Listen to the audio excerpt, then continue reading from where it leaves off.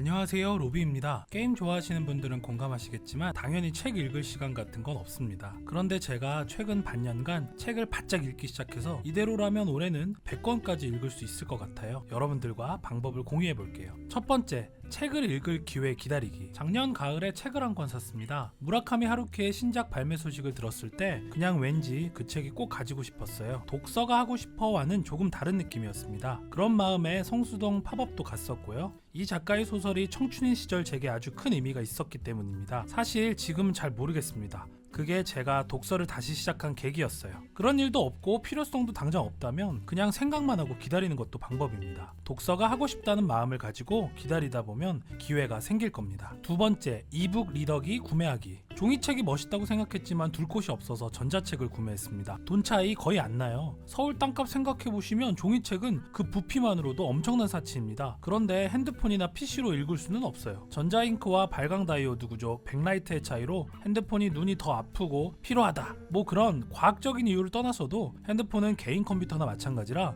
놀이와 일이 모두 쉽게 접근하게 되어 있어서 제대로 된 독서 습관은 안 생기더라고요. 금방 카톡이나 인스타, 유튜브를 실행하게 됩니다. 내가 책을 읽는 의식으로 넘어가게 하는 매개체로서의 실물이 필요한 거니까요. 종이책이면 완벽하겠으나 여건상 힘들기도 하고 무게 등의 단점도 명확해서 이북 리더기로 대체했습니다. 세 번째, 항상 책을 들고 다니세요. 오늘 책을 안 읽어도 되고 내일도 안 읽으셔도 됩니다. 솔직히 그냥 계속 안 읽어도 되긴 해요. 멋으로 들고 다니셔도 됩니다. 누군가에게 갑자기 가방을 왓츠 인 마 백 한다고 생각해보세요. 전자책을 들고 다니는 나 좀 간지나잖아요. 들고 다니시면 언젠가는 읽게 됩니다. 읽어야 한다는 약간의 부담을 가지셔도 좋고요. 이북 리더기는 잉크가 그 자리에 머문 상태로 종료시킬 수 있어서 종료 화면을 지정할 수 있는데 좋아하는 그림이나 문구로 맞춰서 설정해 놓는 것도 좋습니다. 가지고 다니고 싶은 기분을 만들기 위한 방법이죠. 기회가 있을 때마다 두세 페이지라도 읽어보세요. 누군가와 있으면서 자연스럽게 각할할 때 빛을 바랍니다.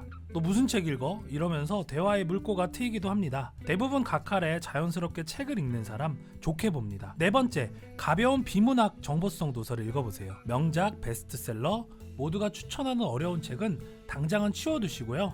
개인적으로 지식인이나 독서광들에게 맞춰진 책이라고 생각합니다. 책을 많이 읽다 보면 언젠가 저절로 손이 닿게 됩니다. 소설도 취향 찾는데 오래 걸리고 힘든 편이에요. 관심사에 맞는 가벼운 책들이 저에겐 좋았고요. 쉽게 잘 읽혔습니다.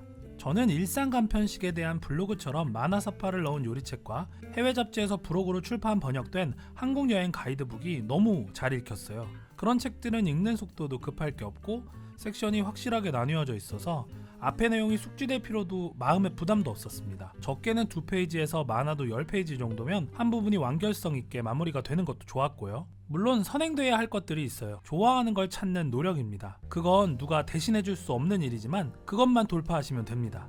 여러분 지금도 매일매일 힘든 일도 잘 해내고 계시고 학창시절에는 교과과정의 모든 재미없는 책들도 잘 극복해내셨는데 사실 이쯤이야 싶어요. 다섯 번째, 책을 자주 쇼핑하세요.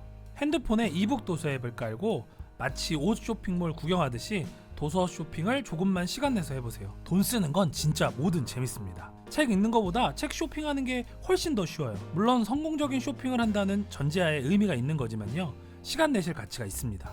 실행 난이도가 꽤 낮거든요. 조금 읽어보고 재미없어서 던지고 안 읽혀서 던지고 그런 식으로 돈 낭비해도 괜찮아요. 약간의 노력은 하셔야겠지만 모든 구매는 실패를 동반합니다. 내가 책을 잘 못 읽어서 인내심이 없어서 뭐 그런 쪽으로 가지 마세요. 한 번, 두 번 성공하다 보면 뭘 사야 할지 감이 올 거예요. 여섯 번째, 독서 방법의 고정관념 버리기. 저는 책을 다 읽지 못하고 마무리하지 못한 것에 대한 죄책감이 심한 사람이었는데요. 돈 낭비와 시간 낭비했다는 것과 인내심 부족에 자책하곤 했습니다. 그런데 선택의 문제라고 생각하면 그럴 필요가 없어요. 더 이상 책 읽기는 저에게 일도 아니고 공부도 아닙니다. 시간을 보내는 여러 가지 취미 중 하나일 뿐이고 안 맞는 책을 억지로 다 읽는 건 오히려 시간 낭비입니다. 선택을 실패해야 내가 뭘 좋아하는지 정확히 알 수 있습니다. 안 읽히고 재미없으면 과감하게 읽다 말고 던져야 합니다. 수권 혹은 수십 권을 그 과정을 거쳐야 조금씩 쉽게 읽히는 책들을 만나게 될 거예요. 그리고 책을 한참 방영 중인 드라마처럼 기다려서 나눠가며 보세요. 병렬식 독서입니다.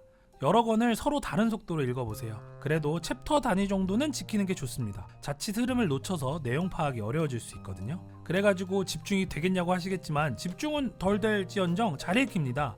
부담도 없고요. 계속 읽히고 너무 재미있다면 그냥 쭉 읽어도 되고요. 그리고 잘 기억이 나지 않거나 이해가 안 된다면 과감히 앞으로 돌아가서 다시 읽으세요. 저는 책을 읽다가 종종 딴 생각을 하는 편이라 눈과 입으로는 활자를 읽으며 머리는 완전 다른 주제를 떠올립니다. 사실 신기한 게 그 상태로 그대로 읽어도 독해에는 큰 차이가 나지 않지만요. 그래도 다시 읽으면 머리에 잘 안 들어오던 내용이 확 하고 들어올 때가 있습니다. 이런 방법들이 자칫하면 이상할 수 있는 방식이지만 올바른 독서 방법에 대한 강박을 버리니까 독서가 좀 친숙해지고 유튜브 영상 보듯이 쉽게 읽히기 시작했어요. 분명히 여러분들께도 큰 도움이 될 겁니다. 7번째, 자기만의 편한 독서 자세를 찾기. 저는 이른바 시체 독서를 합니다. 이건 설명보다는 보여드려야 될 것 같은데 준비물이 좀 필요한데요. 이북 리더기와 고정 거치대 그리고 블루투스 리모컨입니다. 침대에 가장 바른 자세로 눕습니다. 명심해야 할 게 편한 자세보다는 바른 자세여야 합니다. 그리고 누운 상태로 미동도 하지 않고 리모컨의 손가락 까딱만으로 책장을 넘겨가며 책을 읽습니다. 중간에 한 번씩 몸을 비틀어 스트레칭 하듯 움직여주는 거 잊지 마세요. 이러다 보면 잠이 올 수 있습니다. 솔직히 독서만 하면 잠이 온다는 치명적인 단점이 있지만요. 목과 허리 디스크에 고생하는 저로서는 이보다 몸에 부담 안 가는 독서 방법은 없었습니다. 지금까지 게임에 미친 사람이 독서를 취미라고 부를 정도까지 이르게 된 방법을 공유해봤습니다. 이미 숨쉬듯이 자연스럽게 독서하는 사람의 의견보다는 이 방법들이 충분히 도움되었을 거라고 생각해요. 책 같은 거 안 읽어도 사는데 아무 문제 없습니다.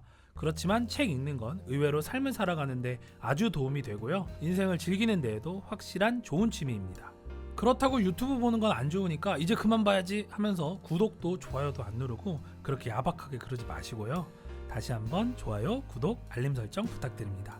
오늘도 좋은 하루 보내시고요. 시청해주셔서 감사합니다. 다음 영상에서 꼭 다시 만나요. 지금까지 로비였습니다. 감사합니다. 이거를 리모컨이거든요. 리모컨을 켜서 페어링 합니다.